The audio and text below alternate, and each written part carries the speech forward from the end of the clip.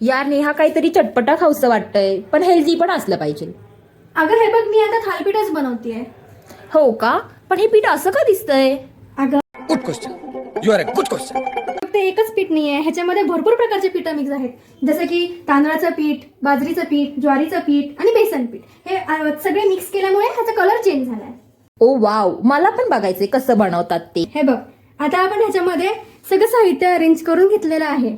जसं की कांदा, ही आलं लसूण आणि मिरचीची पेस्ट, कोथिंबीर, घरची चटणी, हळद, मीठ आणि हे आहे धना पावडर. ठीक आहे, तर आता आपण थालपीठचं पीठ घेतलेलं आहे. ह्याच्यामध्ये आपण कांदा मिक्स करूया. हा एक कांदा आपण चिरून घेतलाय. ह्याच्यामध्ये सगळे आपण जे मसाले काढले होते ते टाकूया आणि भरपूर सारी कोथिंबीर आणि इम्पॉर्टंट म्हणजे आलं लसूण आणि मिरचीची पेस्ट.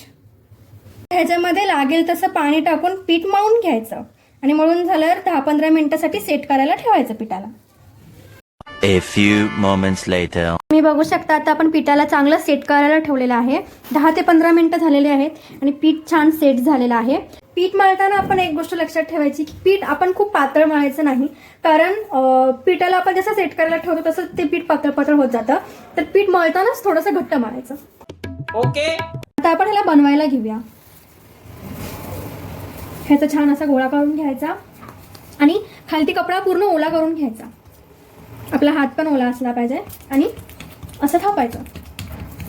आता आपण ह्याला छान थापून घेतलेलं आहे. तर ह्याच्यामध्ये असं होल करायचे. तुम्हाला हवे तितके होल तुम्ही करू शकता. आपण पॅन मध्ये भरपूर तेल टाकून घ्यायचं, कारण पहिल्या थालपीठला तेल जास्त लागतं. आता आपण ह्याला टाकूया. हे टाकल्यावरती ते वरती पटकन पाणी लावून घ्यायचं, म्हणजे थालपीठ लगेच निघतं आपलं.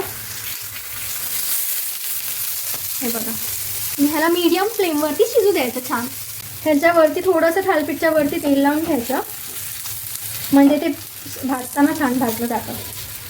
आपण ह्याला मीडियम गॅसवर मस्त भाजू दिलाय. आता हे बघा, मस्त खरपूस भाजला गेलेला आहे थालपीठ.